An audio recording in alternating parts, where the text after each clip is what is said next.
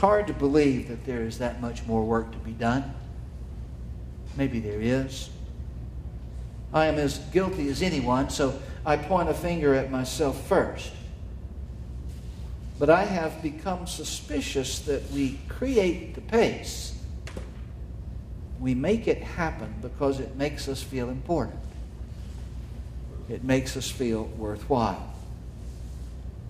We do it because we want to do it. We don't really know what to do if we don't work. We work so much because it feels good. Has our standard of living risen so much in the last 30 years? Maybe so. It has certainly risen a lot, depending on how you want to measure standard of living. We have more things. We have more toys. If only we could figure out how to find more time to play with them. Do we really believe the line that was meant to be ironic 20, 30 years ago? He who dies with the most toys wins. Is that the definition of success? Habit 3 is put first things first. In one sense, it is simply time management. In a business sense, time management and setting of priorities. But in another sense, it is about the center of our lives. It is about the places where we have faith, about those places where hope and expectation reside. It is about our spirituality. Now, I have some things I want to play with for a little bit, so I need to have some help distributing these. The whole thing, if you looked at the whole picture, there's a box that has 4 squares in it, but the whole box, the entire box, represents all the time that we have. We really don't make time. We really don't save time. Time is not something that can be saved. It passes at exactly the same rate all of the time. You can't take some of it and put it somewhere and use it later. We all have exactly the same amount of it. We have 24 hours a day. Some of it has to be spent sleeping, and this is the rest of it. This is all the time that there is. There are 2 axes. Across the top, there are things that are urgent, and there are things that are not urgent.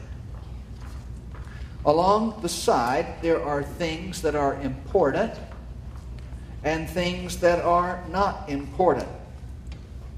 And so those 2 axes create 4 quadrants. They're labeled 1 through 4. That's pretty simple so far, right? It stays real simple, so don't worry. Quadrant 1 is filled with things that are important and urgent. These are real dimensions in the lives that we all live. They come at us always from the external world. They come at us from outside ourselves. Things that are important and urgent. They are things that demand a response. The house is on fire. That is something that is urgent and important. It is a crisis. A water pipe has burst. That is a crisis. It is urgent and important. Deadlines can be, often are, urgent and important. A sick child is urgent and important. the need of someone that you love for time is urgent and it is important. It is a requirement that comes from outside. Some telephone calls and some emails. More about that in a moment.